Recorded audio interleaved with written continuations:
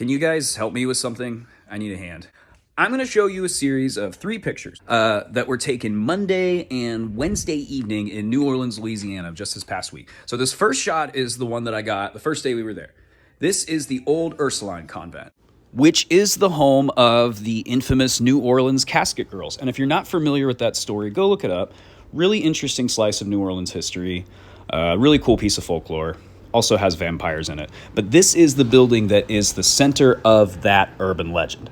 Dark windows, nobody really around. Obviously, there are some people in there because you can see cars in the parking lot, but no lights on in any of these windows. This is a still frame from a live stream I did outside the Ursuline convent because I'd never done it before and I wanted to feel cool. So much lower resolution than the first picture. This was taken as a still from an Instagram live recording. But pretty much same thing. Very dark building, no lights on. Now we're going to switch over to a photo that was taken 3 seconds before this still frame.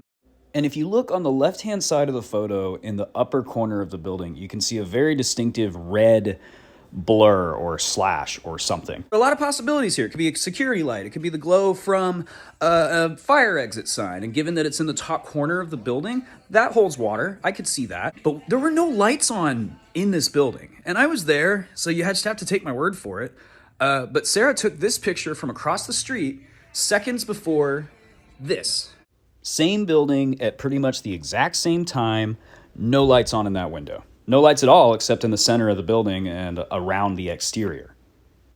Then this. This is just a couple seconds before the photo I just showed you. This is me walking up to the gate to put my camera through the bars to capture the angle that we just saw a moment ago.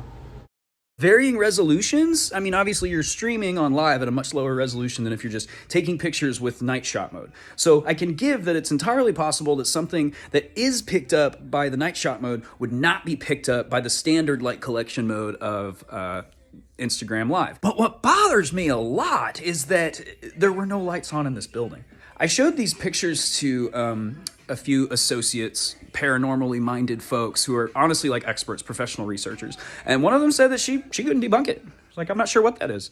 Looks like a light. Hard to imagine it being anything other than a light. But if there were no lights, there were no lights. So please help me figure out what this is. And if you think we got pictures of a ghost, you can tell me that too. I really don't think we did. I would just really like to know what can cause this kind of a light phenomena, because I'm not a photography expert.